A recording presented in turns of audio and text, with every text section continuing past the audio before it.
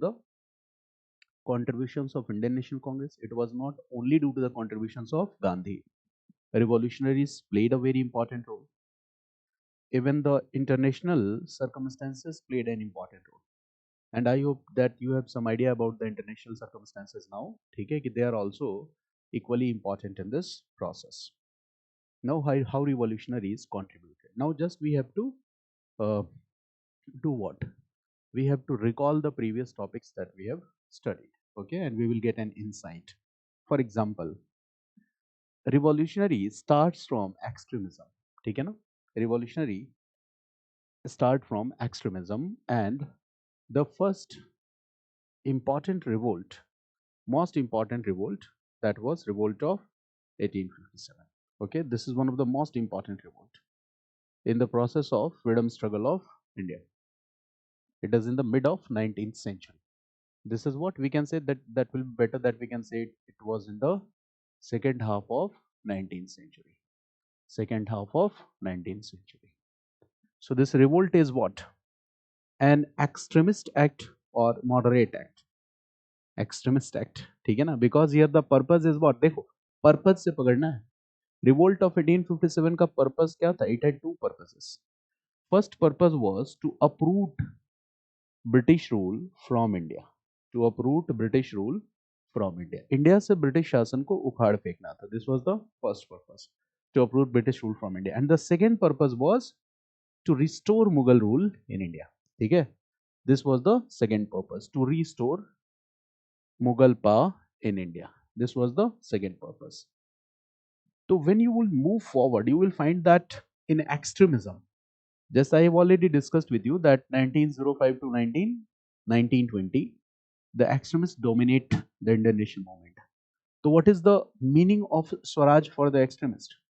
Uprooting British rule. यही था ना? For extremists, what is the meaning of Swaraj? Uprooting British rule. We don't need any guidance and support from the British, and we are capable of handling our administration. This is the simple meaning. So what you understand here, that the objective is shared or not. 1857 revolt, this objective to uproot British rule from India, and extremists have the same objective, uprooting British rule from India. Revolutionaries had the same objective, uprooting British rule from India. So can we trace back the revolutionary activities, okay, by the period of 1857? Yes, 1857 से इसके growth को हम contribute मान सकते हैं. From 1857, this phase of extremism was taking its shape. So you can say that extremism started taking shape. Extremism started taking its shape after 1857 itself. इसके बाद ही ये क्या कर रहा था? कहीं ना कहीं, okay, this was taking shape because people are not happy with the colonial rule. Now what happens? The next phase of development is what? 1885 to 1905. This also I have already discussed with you. This is the initial 1885 to 1905. This is the initial 20 years.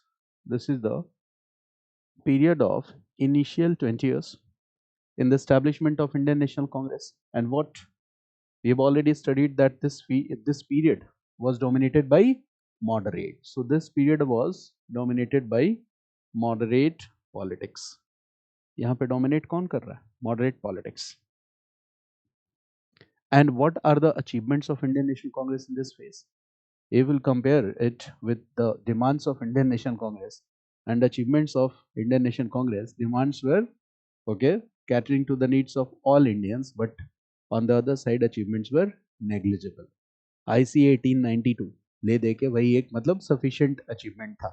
So we can say here is that in this initial 20 years, okay, comparison to demands, ठीक है, achievements were very few or negligible. Achievement क्या थे? कम थे. And is there any clear expression of political demands of Indian National Congress in these early 20 years? There is no clear expression. कि Indian National Congress की demand क्या है? ये बहुत clear ही नहीं था. They are not demanding Swaraj. In the early 20 years, Indian National Congress demand did not demand Swaraj, Swaraj तो मांगा नहीं, uprooting British rule भी नहीं कहा. It means what is the political demand? The political demand is not clear. The political demand is not clear. ठीक है? It is vague. It is vague, and this will just create a kind of dissatisfaction in the minds of some members of Indian Nation Congress. ठीक है? इससे एक dissatisfaction होगा, and due to this discontent or dissatisfaction, this extremist idea will again gain popularity gradually. धीरे धीरे extremist idea क्या होगी? Popularity. तो now due to this, due to the British outlook, British का outlook क्या था? They were not giving proper attention. They were not giving proper attention to the political demands of Indian National Congress. Okay, and the concerns of the people were not solved at all, and that's why there was a lot of dissatisfaction. So what we see that two groups emerged here. One group was moderate, and the second group was extremist. This also you understand that two groups emerge as a result: moderates and extremists. And what extremists are suggesting? They are suggesting for an alternative strategy, that we don't need to follow the method of political begging. Political begging को follow नहीं करना है, right? We don't need to have faith, or we don't need to support माई बाप की सरकार, right? We are capable of handling ourselves. This is the idea. Okay, so we want what? 3S strategy to be implemented. And what is 3S? You all know this. ठीक है? Self reliance, self sacrifice, मतलब 3S वाली strategy पे हमें काम करना है. We don't need 3PS strategy, 3P ये भी आपको पता है. We need what? 3S strategy. They are suggesting for an alternative strategy. And at the same time, British authorities are realizing that the nationalist sentiments are consolidated in the minds of Indian people, Indian masses. This was the phase of growth of nationalism also. Because Indian National Congress क्या थी? Indian National Congress was an organized expression of nationalism in India. ठीक है ना? National level पर nationalism को consolidate करने का जिम्मा किसका था? इंडियन नेशनल कांग्रेस का. And in this way nationalism धीरे धीरे बढ़ रहा था और कंसोलिडेट हो रहा था. And British authorities were determined to crush this nationalism. वो इस नेशनलिज्म को क्रश भी करना चाहते थे. For example, Lord Lytton came with his reactionary policies, you all know. And at the same time, what we see that after some time, Lord Curzon, who was an strict imperialist, will also try to suppress the growth of nationalism. And finally, a decision will be taken. And what is the decision? Partition of Bengal. Okay. In the year 1905, a decision was taken. That decision is known as partition of Bengal. Now the extremists are already dissatisfied, and British government had took this decision of partition of Bengal. Now the people will start a movement, but this movement, okay, definitely this, looking at this movement, the government should do what? The government should take back its decision, but the government did not do so. So what will happen? This movement got consolidated in the form of Swadeshi movement. ये आपको पता है. And Swadeshi movement, the idea of the movement was first suggested by whom? Extremists. Later supported by whom? Moderates. Later it got the support of Indian National Congress. But problem इसके अंदर भी थी. Problem क्या था? You all know that Swadeshi movement was confined to the areas of Bengal only. Officially. Unofficially, it was popular outside Bengal also. And extremists were saying that we want the extension of Swadeshi movement outside Bengal. So there was a deadlock between the moderates and extremists on this issue. इस issue पे deadlock था. दूसरा deadlock किस बात पे था? Okay, there were two deadlocks. Exactly the idea of passive resistance to be adopted officially. ठीक है ना? तो ये दो डेडलॉक्स थे. And due to these two deadlocks what happened in 1907 Surat split took place. 1907 what happened? Surat split. And after this split now moderates and extremist दोनों का split हो गया. Now the British will use a policy, and what is the policy? Policy of carrot and stick. समझ रहे हो? Carrot for the moderates and stick for the extremists. ठीक है? Carrot was what? Act of 1909. British government promised that we are going to bring a fresh set of legislative reforms, and in which all your political demands will be addressed, तो इससे moderates को appease कर दिया. दूसरी तरफ brutal suppression of extremist, this started. So here what is started? Brutal suppression of extremist. Extremist leaders were arrested and brutal suppression of extremists started. ठीक है ना? तो जब suppression होगा तो what will happen? When you will do brutal suppression of extremists, so which activities will be promoted? Revolutionary activities will be promoted. तो extremism, when it will become more radical, it will convert into revolutionary activities. Very simple. तो देखो, suppose you are a moderate and your demands are not addressed in a proper manner. Okay, आप बहुत moderately अपनी बात को रख रहे हो लेकिन आपकी बात नहीं सुनी जा रही. The government is not attentive to your demand. So what is the possibility that आप अपनी demand को और radical तरीके से मांग सकते हो? The same happened when moderates, some of the moderates became radical. They started raising their demand in a more radical manner. They became what? Extremist. And when suppression of extremists will take place, this will become further more radical. And when extremism will both become more radical, this is called revolutionaries. ठीक है ना? तो revolutionary जब हम कहते हैं तो extremism is a part of it. ठीक है? ये बात ध्यान रखना. This is extremism. ठीक है? और revolutionary, this is revolutionaries. So extremism is a part of this revolutionary. So what is the additional things in revolutionaries? Revolutionaries में additional things क्या है? जैसे do they believe in the, ये extremism का 3S principle है, they will believe or not? Yes, they will believe. जितना extremism में पढ़ा था सब यहाँ common है. जैसे extremist believes in what? The glorious cultural heritage of India. They get motivation from the Indian literature, Indian science, technology. उनको कहना है कि बाहर से हमें सीखने की कुछ जरूरत नहीं है. That was the emotionally charged nationalism. So same is revolutionary. Revolutionary भी क्या है? यही है, ये इससे अलग नहीं है. ठीक है? But revolutionary में ऐसा क्या change है? What is the new thing that we see here? तो देखो, revolutionary simply means what? Okay, here limited violence will become a part. देखो क्या क्या add हो जाता है. One point is what? You can write this limited violence. I am not writing complete violence. What I am writing? Limited violence. These are additions. ये जोड़ते चले जाओ. Limited violence. They will start believing in the cult of revolver and bomb. ठीक है? Bomb और pistol. So they will start believing in the cult of revolver and bomb. They will start believing in the cult of revolver and bomb. Limited violence. Limited violence का मतलब क्या है? कि killings and assassinations of unpopular British officials.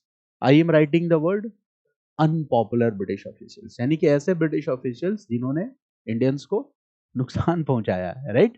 So here violence means what? You can write here that killing and assassination of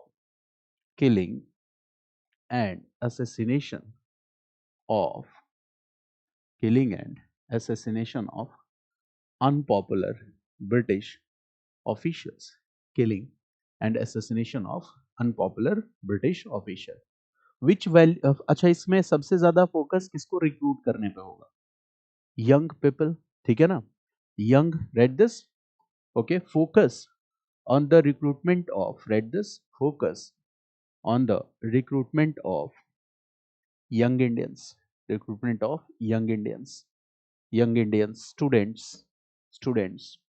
Focus on the recruitment of young Indians and students. ठीक है? जो युवा है वो इस रिवॉल्यूशनरी एक्टिविटी को ज्यादा बेहतर तरीके से अंजाम दे सकते हैं. ठीक है? तो फोकस होगा कि ज्यादा से ज्यादा युवाओं को, यूथ को क्या किया जाए? अट्रैक्ट किया जाए. दूसरा, यूथ को अट्रैक्ट करने के बाद उनके अंदर किस तरह के वैल्यूज को प्रमोट करना है? तो the values of action, values of sacrifice, in values को यूथ के अंदर प्रमोट करना है. तो you can write here that promoting the values of action and sacrifice, promoting the values of action and sacrifice among the youth, promoting the values of action and sacrifice among the youth. Clear? promoting the values of action and sacrifice among the youth.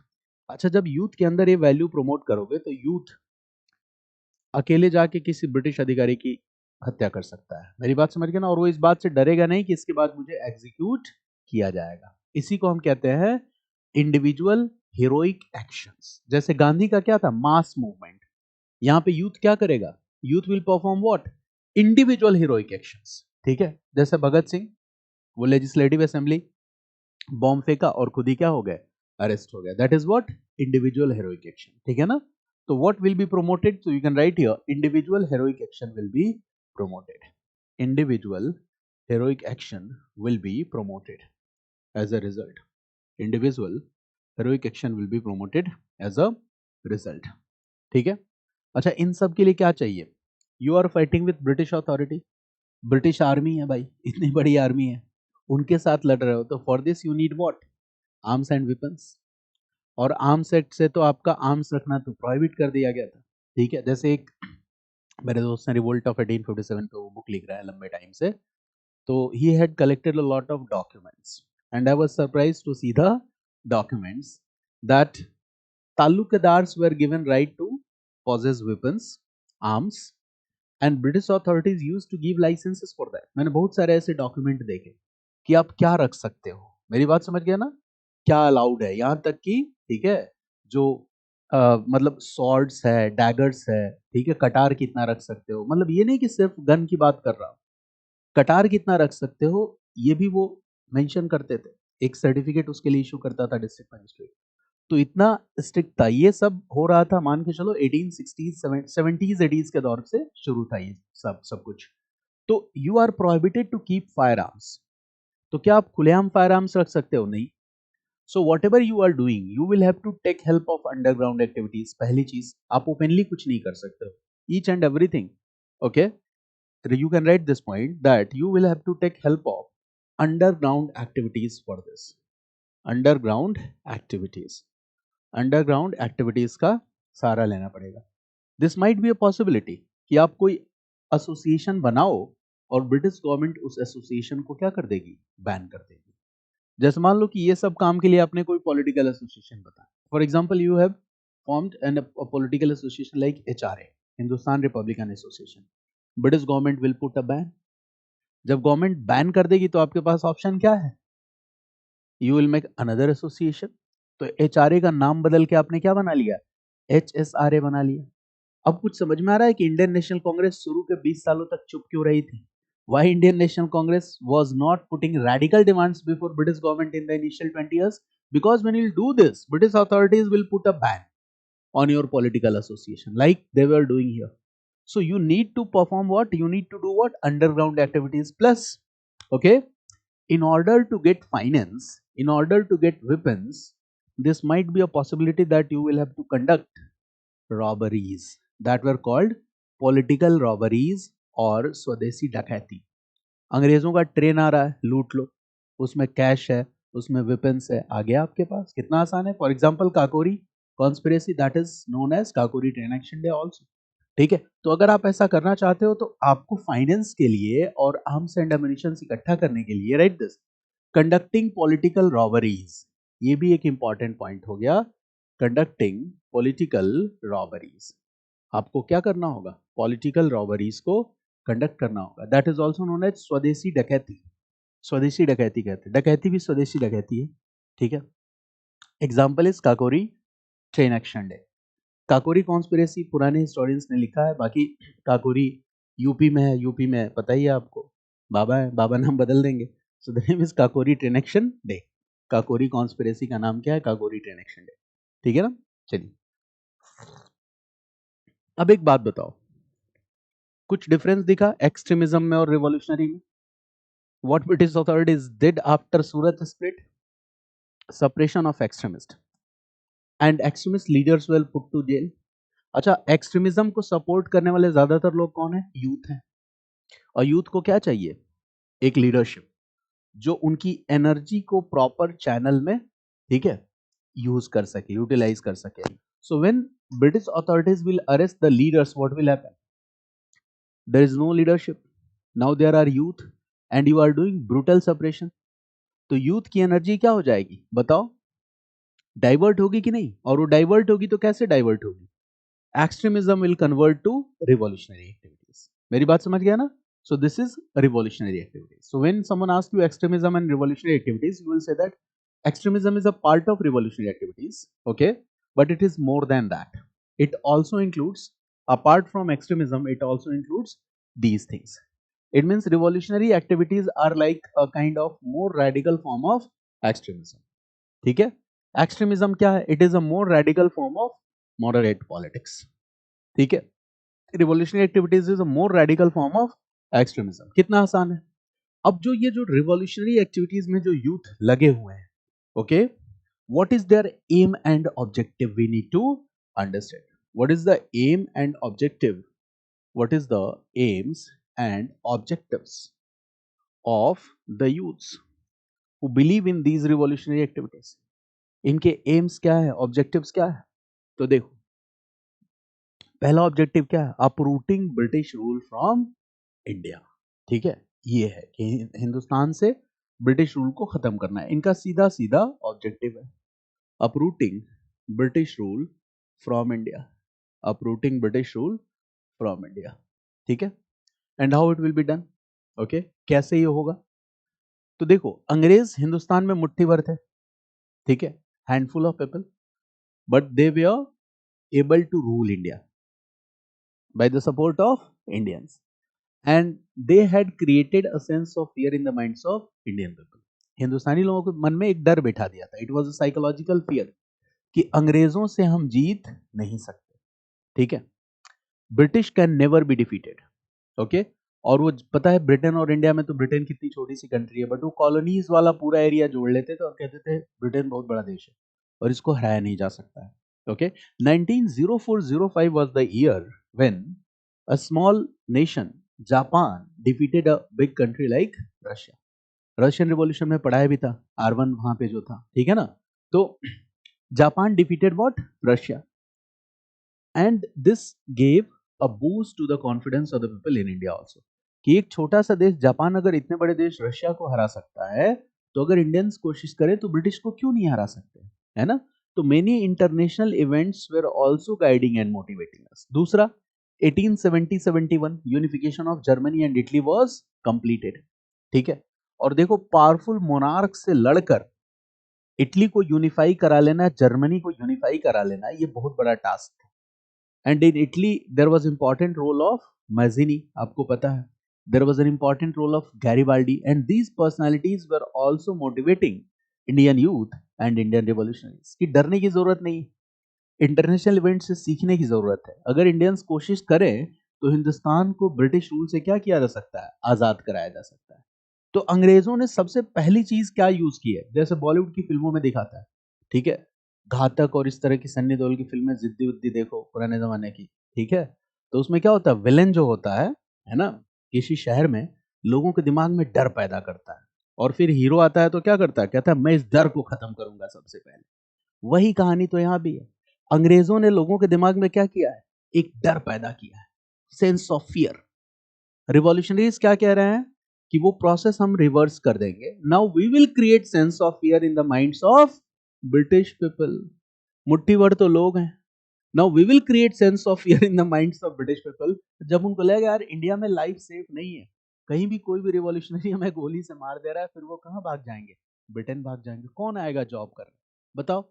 आप लोगों में से जब आप cadre preference डालते हो तो कौन सा कैडर प्रेफरेंस डालते हो, चुन के डालते हो कि जहां पे नक्सलाइट एक्टिविटीज ज्यादा नहीं है, ठीक है, प्रैक्टिकल है जो बात बता रहा हूँ, ठीक है, ये ठीक है, ये स्टेट ठीक है, यहाँ ठीक है, यहाँ ज्यादा चैलेंजेस नहीं है। तो कहानी वही है। तो revolutionaries are having this idea that हमें क्या करना है, we will create a sense of fear in the minds of British people, ठीक है, हम उनको डराएंगे, उन पे हमला करेंगे, और इससे क्या होगा, this will remove the sense of fear from the minds of Indian people. जब अंग्रेज डरने लगेंगे तो हिंदुस्तानियों का कॉन्फिडेंस बढ़ जाएगा, और जब ऐसा होगा, so in this way we can consolidate what, feelings और sentiments of nationalism in the minds of Indian people. इससे इंडियन लोगों का मोटिवेशन बढ़ेगा, उनको लगेगा हाँ हम देश को आजाद करा सकते हैं। तो इनका पूरा फोकस यही है। uprooting British rule from India. You can write the second point here, right? That creating creating a sense of fear, creating a sense of fear in the minds of British people in India, in the minds of British people in India, creating a sense of fear in the minds of British people in India. और अब आपको method से पता होगा कि आसानी से इससे सेंस ऑफ फियर क्रिएट किया जा सकता है. Creating a sense of fear in the minds of British people in India. And the second point, right, to remove the fears from the minds of Indian people. To remove the fear from the minds of Indian people. To remove the fear from the minds of Indian people. To remove the fear from the minds of Indian people. ठीक है? Right, next point. And in this way, promotion and consolidation of nationalist feelings and sentiments, and in this way, promotion and consolidation of nationalist feelings and sentiments, and in this way, promotion and consolidation of nationalist feelings and sentiments in the minds of Indian people, promotion and consolidation of nationalist sentiments in the minds of Indian people. कुछ idea आया आपके दिमाग में कि extremism से revolutionary की तरफ हम कैसे गए? ओके, नाउ देखो, it is generally considered that revolutionary activities in India started from 1907-08 onwards. ये जनरली माना जाता है कि first phase of revolutionary activities, draw this chart, first phase of revolutionary activities started from 1907-08 onwards. ये 1907-08 onwards start हुआ first phase of revolutionary activities. And the revolutionary activities, okay, first phase of revolutionary activities, okay, were stopped here 1919-20. इस बीच में आके first phase of revolutionary activity यहाँ पे शुरू हो जाता है with the beginning of NCM, beginning of non cooperation movement. ठीक है ना? दूसरी चीज समझो, जब तक नॉन कोऑपरेशन मूवमेंट चलेगा revolutionary activities will be suspended. यानी कि till 1922 this is what NCM in progress, non-cooperation movement in progress, and here revolutionary activities are suspended as a result. Revolutionary activities are suspended. But once NCM will be suspended by Gandhi due to Chauri Chaura incident, आपको पता है what will happen? Gandhi ने यहाँ पे slogan क्या दिया है? Swaraj within 1 year. So this political goal of Swaraj was achieved or not? It was not achieved. और एक और बात यहाँ पे बताऊं फिर मैं आगे बढ़ूंगा. This chart is very much important. अगर एग्जाम में कभी भी क्वेश्चन है तो you will draw this chart. ठीक है ना? देखो, Gandhi's first national satyagraha was, Gandhi's first national interference in Indian politics was. पहला नेशनल इशू क्या था जिसको गांधी ने एड्रेस किया? National, not regional. Rowlatt satyagraha, Rowlatt satyagraha. देखो, Champaran, Ahmedabad and Kheda, these are regional issues and Rowlatt satyagraha was the national issue. तो ध्यान देना इस बात को मैं क्या कह रहा हूं, ये बहुत इंपॉर्टेंट पॉइंट है. 1919, ठीक है ना? Rowlatt Satyagraha, Rowlatt Satyagraha was the first national issue that was addressed by, first national political issue that was addressed by Gandhi, that was addressed by Gandhi. First national political issue that was addressed by Gandhi. जितना class lecture में मैं कर रहा हूं इसको कम से कम 5 और 6 times read करना. ठीक है? आफ्टर दिस आप जो भी पढ़ना चाहते हो वो पढ़ना, आपके लिए बेनिफिट होगा. ठीक है ना? बट पहले क्लास की चीजों को कंसोलिडेट करना है. ठीक है ना? तो Rowlatt satyagraha was the first national issue. क्यों राउलेट सत्याग्रह हुआ था? आपको पता है कमीशन वाज सेटअप, एक कमीशन बना था 1917 में. What was the name of this commission? Sydney Sydney Sydney Rowlatt commission. और इस कमीशन का टास्क क्या था? This commission task was to give recommendations on how to curb revolutionary activities in India. यही था ना? याद करो कुछ. This commission task was to give recommendation on how to curb the revolutionary activities in India, because in this phase revolutionary activities are continuing. और first world war भी चल रहा था। रिवॉल्यूशनरी एक्टिविटीज ने ब्रिटिश गवर्नमेंट पे additional pressure create किया।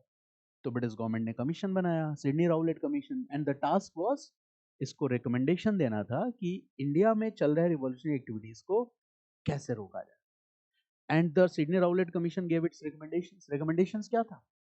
ठीक है, prevention and detention without trial up to the period of 2 years। ठीक है, British authorities don't need warrant to search, to seize और टू अरेस्ट। ठीक है, इनको कोई वारंट की जरूरत नहीं है। आपको अरेस्ट कर सकते हैं और बिना कोर्ट में प्रेजेंट किए हुए 2 साल तक आपको डिटेन कर सकते हैं। ये कितना खतरनाक कानून था। This was called black act. अब आप बताओ कि ये काला कानून लाया क्यों गया था? रिवॉल्यूशनरीज को रोकने के लिए लाया गया था। लाया गया था ना। और इस काले कानून का नेशनल लेवल पे विरोध किसने किया? गांधी ने किया। By launching which satyagraha? Rowlatt Satyagraha. So will Gandhi win the support and sympathy of revolutionaries also? Yes or no? Logically connect करो। Yes. So when Gandhi will launch this Rowlatt Satyagraha, Congress के सारे नेता चुप बैठे। Rowlatt सत्याग्रह को क्या Indian National Congress का official support था? यस और नो? नो। ठीक है, अब समझो कहानी। Rowlatt satyagraha was not officially supported by Indian National Congress. और हो क्या रहा है कि Rowlatt act was opposed by Gandhi and Gandhi launched a satyagraha movement at the national level and he raised this issue. ये ब्लैक एक्ट है। और इसी राउलेट सत्याग्रह से जालियांवाला मैसेकर और तमाम तरह की घटनाएं जुड़ती हैं।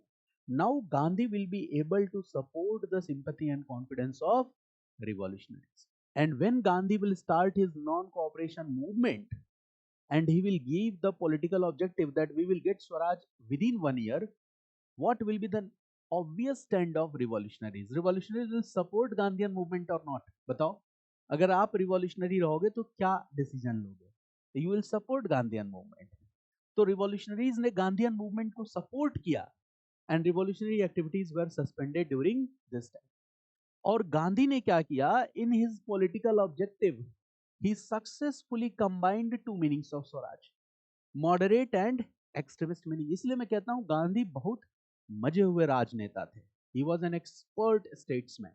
ठीक है, स्पिरिचुअल उनका इमेज है। बट देखो मैंने क्या कहा था आपको कि गांधी के स्पिरिचुअल सक्सेसर विनोबा भावे हुए। मतलब आदमी एक, पर्सनालिटी दो। ठीक है, spiritual successor was Vinoba Bhave, political successor was Jawaharlal Nehru. और इधर पटेल भाई साइड में आ गए, नीलकंठ बना दिया गया उनको। ठीक है, तो this is the story. Okay, now what will happen, you can right this point. यहां पे फिर से लिखो कि Gandhi's meaning of Swaraj, Gandhi's meaning of Swaraj accommodated moderate plus extremist meaning both। Gandhi's meaning of Swaraj accommodated moderate meaning plus extremist meaning both। Gandhi's meaning of Swaraj accommodated moderate meaning as well as extremist meaning both। कोई बताएगा दोनों meaning को कैसे combo pack कैसे गांधी ने बताया बनाया? Can you recall क्या था? Swaraj with in British rule if possible, if not possible outside. तो जैसे ही आप आउटसाइड वाली बात कहते हो तो आप किस मीनिंग को इनकॉर्पोरेट करते हो? एक्सट्रीमिस्ट मीनिंग को। ठीक है, तो चलो यहाँ पे रिवॉल्यूशनरीज भी बहुत जोश में थे कि Gandhi Singh Swaraj with in 1 year। 1 year के बाद 2 year हो गया and we did not got swaraj and suddenly Gandhi suspended non cooperation movement. ठीक है, बाई चौरी चौरा इंसिडेंट। अब रिवॉल्यूशनरीज गुस्से में आएंगे, कहेंगे यार तुम्हें ये अंग्रेज नहीं दिखाई दे रहे हैं जो जब चाहे तब किसी को भी फांसी पर लटका देते हैं? क्या वो हिंसा नहीं है? Is not it violence? ठीक है, यहाँ पे कुछ पुलिस वालों का मर्डर हो गया, then you did what, killings के बाद आपने रोक दिया मूवमेंट को, so they are not happy. वो बिल्कुल खुश नहीं है। Now what will happen after the suspension of revolutionary movement? Write this, sorry, after the suspension of NCM, after the suspension of NCM, the second phase of revolutionary activities will start। second phase of revolutionary activity will start। तो ये वाला जो time है ना, यहाँ पे आ गया 1922 के बाद second phase of revolutionary activities। second phase of revolutionary activities, and this second phase of revolutionary activities ये चलेगा 1930-31 तक, ठीक है ना, 1930-31 तक second phase of revolutionary activity, 1930-31 तक, ठीक है ना, that is the second phase of revolutionary activities. अच्छा, ये जो सेकेंड फेज था इसमें एक नया चेंज देखा गया, और वो चेंज क्या था कि ये जो रिवॉल्यूशनरी एक्टिविटीज हैं धीरे धीरे ये सोशलिज्म और कम्युनिज्म के बैनर के नीचे आ रही थी। ध्यान से समझना इस बात को। भगत सिंह, ठीक है, HRA becomes HSRA. It means in the second phase we see a change. And what is the change? The revolutionary activities are supported with some political ideology. ये first phase में कोई political ideology नहीं है. But second phase में revolutionary activities are supported by political ideologies like, okay, socialism and communism. तो ये सबसे बड़ा difference है यहाँ पे. In this first phase you can write this, okay, no ideological support, यहाँ पे कोई आइडियोलॉजिकल सपोर्ट नहीं है, नो आइडियोलॉजिकल सपोर्ट। यहाँ पे क्या है? आइडियोलॉजिकल सपोर्ट, या what we see ideological support, supported by socialism, communism, like these ideologies. So in second phase we see ideological support, ठीक है। सेकेंड फेज में एक इवेंट है जो मैं आपके साथ डिस्कस करूंगा, Chittagong armoury raid, master Surya Sen episode, ठीक है ना। उसके बाद से सेकेंड फेज डिक्लाइन होता है, and with Bhagat Singh execution 23rd March 1931 it came to an end, second phase came to a complete end. तो सेकेंड फेज कब खत्म होता है? यहाँ पे मैंने लिखा है 1930-31। There is a logic behind this that I will discuss with you, ठीक है ना। मेरी बात समझ गया ना? सेकेंड फेज कैसे खत्म होता है यहाँ पे लिख सकते हो, दो इवेंट लिख सकते हो। You can write here Chittagong armoury raid 1930 वाला लिख लो, Chittagong armoury raid, Chittagong armoury raid, और 31 में लिख लेना एग्जीक्यूशन ऑफ भगत सिंह। इसके साथ second phase came to an end, Chittagong armoury raid, execution of Bhagat Singh, second phase came to an end, ठीक है ना, clear. Now we are coming to the third phase, write this third phase, third phase, third phase. Now here we see revolutionary activities, but here revolutionary activities, okay, अब ये किस में आ जाएगा? ये धीरे धीरे सोशलिज्म, कम्युनिज्म, ठीक है ना, इन आइडियाज को लेके आगे बढ़ेगा 30s में, इन 1930s, ठीक है ना।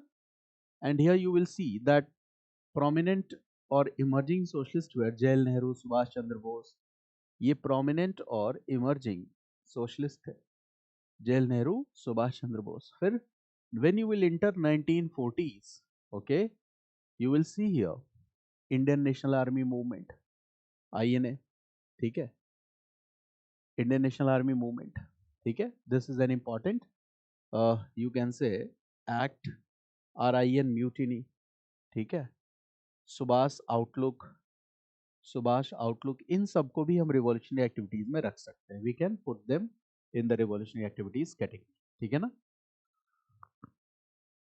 बट यहाँ पे नेचर बदला हुआ है रिवॉल्यूशनरी एक्टिविटीज का, मेरी बात समझ गया ना। फर्स्ट फेज के बाद सेकेंड फेज में भी नेचर बदला है, सेकेंड फेज के बाद थर्ड फेज में भी नेचर बदला है, and we need to understand the nature, ठीक है। Have you got some idea? ठीक है, यहाँ पे क्या होगा, यहाँ पे we will read one topic, you can mention one topic, write this growth of socialism and write this growth and develop, ऐसे लिखो, like write like this that the contribution of socialist and communist ideology, contribution of socialist and communist ideologies in the process of independence of India। इस बात को भी हम समझें, contribution of socialist and communist ideologies in the process of independence of India, ठीक है। यहाँ बहुत सारे टॉपिक्स आएंगे, ये इतना मतलब ऐसे मैंने लिख दिया है, दिस जस्ट अ इंडिकेशन, ठीक है। We are going to read a lot of things here, और क्वेश्चन पूछने में क्या है, नया ट्रेंड क्या है कि now questions are being asked from these areas. Generally class में क्या होता है, इस पे टाइम कम दिया जाता है, and UPSC knows the pattern that how institutes are doing, what students are reading, उनको भी ये पता है, ठीक है। तो वो ऐसे एरियाज पे फोकस करते जहाँ पे आप ज्यादा ध्यान नहीं देते, मेरी बात समझ गया ना। तो वहां पे आप ट्रैप हो जाते हो क्वेश्चन में। तो अगर आपको पहले से पता है तो वहां एक बार थोड़ी मेहनत अगर अच्छे से कर लोगे तो क्वेश्चन वहां से गलत नहीं होंगे। नाउ देखो, ऐसा तो है नहीं कि यहाँ पे first page start from 1907-08।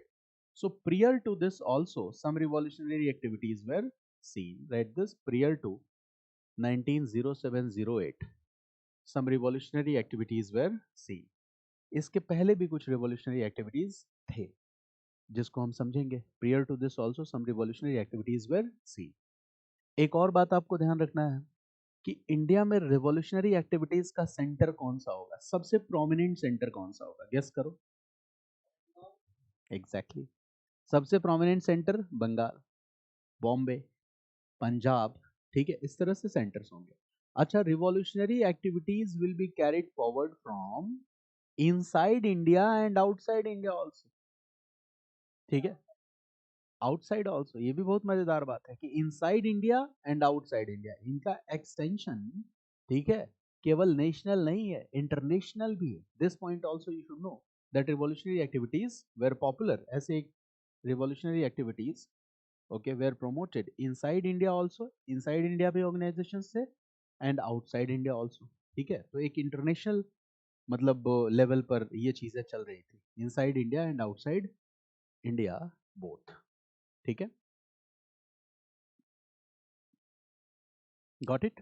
Now we will discuss some facts and we are entering into the first page, but first page के पहले भी first page starts from 1907-08, but prior to this, इसके पहले, but prior to this some revolutionary activities were seen, and these revolutionary activities were sporadic in nature, sporadic in nature, ठीक है, बिखरी हुई हैं, कुछ ऑर्गेनाइज नहीं है, but prior to this some revolutionary activities were seen. For example, year 1897, these facts are important for prelims, so you must write year 1897, okay, right. Chapekar brothers, Chapekar brothers, year 1897, Chapekar brothers killed or assassinated, Chapekar brothers killed or assassinated, killed or assassinated, okay, two unpopular British officers at Pune. Chapekar brothers killed or assassinated two unpopular British officials at Pune, ठीक है। And the name of these British officials were Rand and Amherst. Rand and Amherst. इनको मार दिया, ठीक है, पूना। ये घटना कहाँ की है? Poona. Now try to understand this event. Why Chapekar brothers, ठीक है, killed, okay, two British officials? Because these two British officials were unpopular. Why unpopular? Because they were the plague commissioner. वो प्लेग कमिश्नर थे और ये वो time था जब पूना में आउटब्रेक ऑफ प्लेग फैला हुआ था। And as an administrator how they dealt with that this situation was very inhuman. और वो इनह्यूमन कैसे था? देखो, अगर बीमारी है तो जिसको बीमारी है उसको इलाज चाहिए, but what they were doing, those who were affected from plague they were forcefully taken from their homes. Corona वाला सीन याद कर लो, ठीक है, and they were kept in the relief camps, and relief camps the people died in the lack of water, in the lack of food, proper facilities were not given। मेरी बात समझ गया ना? तो ये क्या था? Inhuman treatment of the people, insensitive behavior of the administration, and instead of in the name of providing relief the people were tortured, ठीक है। तो उसका बदला लिया, they killed what? Officer Rand and Amherst, ठीक है ना। तो 1897 की ये घटना है और इसमें क्या किया गया है? किलिंग और assassination has been used as a method, ठीक है। बट यहाँ पे किलिंग और assassination किसका किया गया है? अनपॉपुलर ब्रिटिश ऑफिशियल, ठीक है ना। Now the second important point what we see, the revolutionaries will also write the second point, okay, revolutionaries formed some secret societies also, revolutionaries formed some secret societies also. Why secret societies? Secret societies का जरूरत क्यों है? Secret तो बनाना ही पड़ेगा ना, because British authorities will okay ban it. ठीक है, आपका ऑब्जेक्टिव या अप्रूटिंग ब्रिटिश रूल, तो वो क्यों सरवाइव करने देंगे फॉर। और यहाँ पे इंपॉर्टेंट रोल किसका है? Right, revolutionary VD Savarkar and his important associates, VD Savarkar and his important associates, VD Savarkar and his important associates.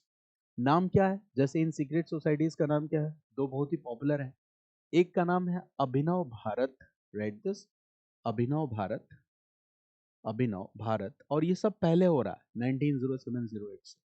And this is what? Mitra Mela, Mitra Mela, this is the name of secret society, Abhinav Bharat and Mitra Mela. ठीक है, two secret societies were formed. ठीक है, clear?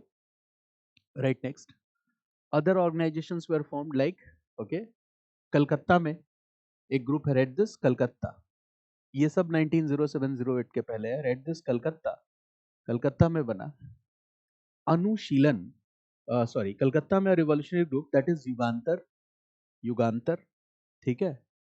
और ढाका, ढाका में right this was अनुशीलन समिति। इन सब के बारे में मैं डिटेल से बताऊंगा, अनुशीलन समिति, ठीक है। ढाका में हो गया अनुशीलन समिति, ठीक है। In the same way, write another fact. Bhavani Mandir. What was Bhavani Mandir? Bhavani Mandir was not a temple. It was a political pamphlet. Read this. Bhavani Mandir. Bhavani Mandir. Bhavani Mandir क्या है? Right? It was a political pamphlet published during Swadeshi movement. ठीक है? Anti British sentiments को promote किया जाता था इससे। Bhavani Mandir was a political pamphlet publish during Swadeshi movement, ठीक है, to promote anti British sentiments. इसका टारगेट था एंटी ब्रिटिश सेंटिमेंट्स को प्रमोट करना।